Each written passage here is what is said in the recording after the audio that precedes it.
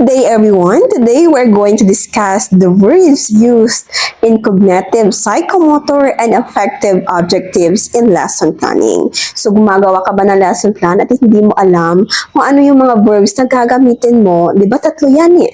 We have the cognitive, psychomotor, and affective sa ating lesson planning. So, today, we're going to discuss or we're going to show you those verbs na kinakailangan mong gamitin. Okay, so first, let's discuss the cognitive domain. So, for cognitive, of course, nakafocus tayo dyan sa thinking, knowledge-based, okay? So, these verbs are used when writing objectives related to knowledge, understanding, application, analysis, evaluation, and creation. Ayan. So, these are the verbs that we're going to use in cognitive domain. So, we have define, describe, identify, explain, compare, classify, solve, analyze, evaluate, design, create, summarize, interpret, and apply. So these are the verbs that you can use. You can take a screenshot so that kapag gagawa ka ng lesson plan, ay meron ka ng verbs na magagamit. Yan. So, for the cognitive domain, like for example, how are you going to use this in a sentence for your objectives? So, like for example, the correct use is, at the end of the lesson, di ba, dating sa ibabaw yan. So, lagyan mo tatlong objectives.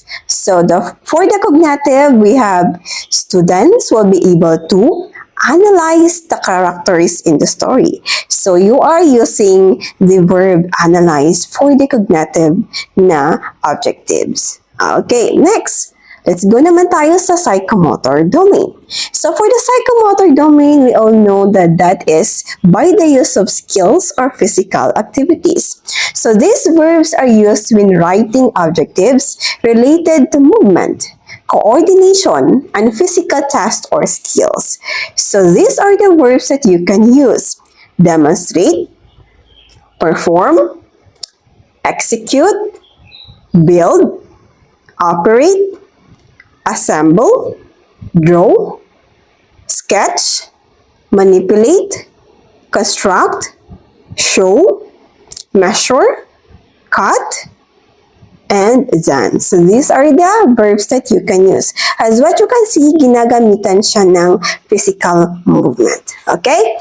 So, you can use it in writing your objectives. Or how are you going to write it in sentence form? So, of course, so at the end of the lesson, the students will be able to, yan yung sa pinakaibabaw. For the psychomotor, demonstrate proper hand washing. So, pwede mo yung gamitin. As what you can see, gumagamit siya ng physical movement. So, we have demonstrate. Make sure everyone na kapag gagamit kayo ng verb ay tama yung pagkukonstruct mo na that is psychomotor, that is cognitive, and that is affective. Dapat kasi tama yung iyong verb or pagkonstruct mo ng sentence. Next, let's go naman tayo sa affective domain. For the affective domain, we have, of course, nandiyan tayo dyan sa attitudes, the values, and emotions. Okay, these verbs are used for objectives that involves feelings, values, appreciation, motivation, and attitudes. So these are the verbs that you can use. Share, participate, listen, cooperate, respect, support, express, value, accept, reflect, choose, respond, volunteer, and appreciate. So these are the verbs that you can use. So the correct use of this is, if you're going to put it or construct it into sentence for your objectives, at the end of the lesson, the students will be able to show respect during group discussion. So, this is your affective.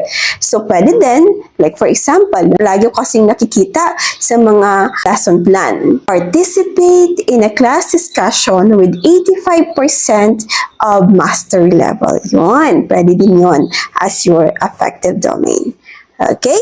So, tips for the teacher. When writing objectives, make sure your verbs are observable and measurable, so you can assess whether the student achieved the outcome. Yun. So that's all about the verbs that we can use in cognitive, psychomotor, and affective domain. I hope na naintindihan ng lahat. If nakatulong sa iyo yung video na ito, please subscribe sa ating YouTube channel, paki-like na din, at paki-share na din para makatulong ka sa iba. So that's all for today, everyone. Goodbye and God bless.